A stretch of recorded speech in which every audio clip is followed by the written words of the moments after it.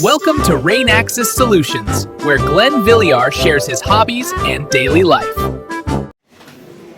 Hi, I'm Glenn of Rain Axis Solutions. Welcome to my vlog.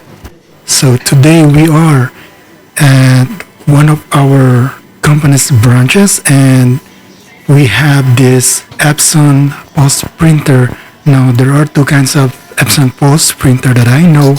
One is the T82 and the other is the T20. The T82 is the more professional printer and the T20 is the entry-level POS printer. Now, as you can see, we have a dull printout, meaning it's not so clear. That's because we are using an expired thermal roll.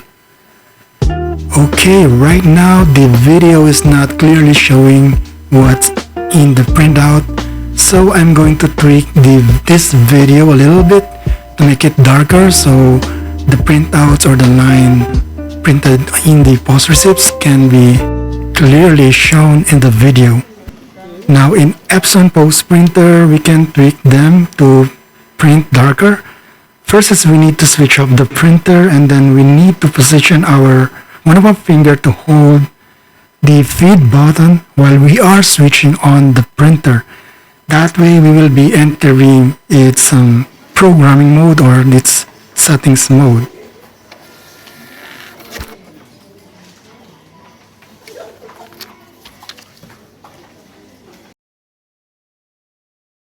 Here you can see that there is a setting for what we call the print density. So I'm going to show you the step-by-step action to increase the density of its printout.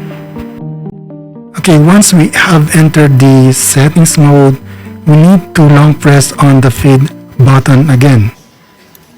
This action will print out the options for us. So right now, we are seeing some of the options. I'm pointing at the number 3, which is the customized value settings. So for the settings, we will be needing to press the feed button 4 times. If we start from 0 to 3, that will be 4 counts. And after that, we're going to be presented with another menu or option. And this time, we're going to select the print density. And we're going to be pressing the feed button 3 times. 0, 1, and 2. So that's 3 consecutive presses. Again, there's another option for us being presented. So we're going to select the monochrome. So that's number 1. We're going to press the feed button twice. So here's another option for us. Currently, the selected default is 100%. And the maximum print density that we can set for this POS printer is 115%. We cannot go beyond that because that is the limit. And to move the selection pointer to 115%, we will have to press the feed button 5 times.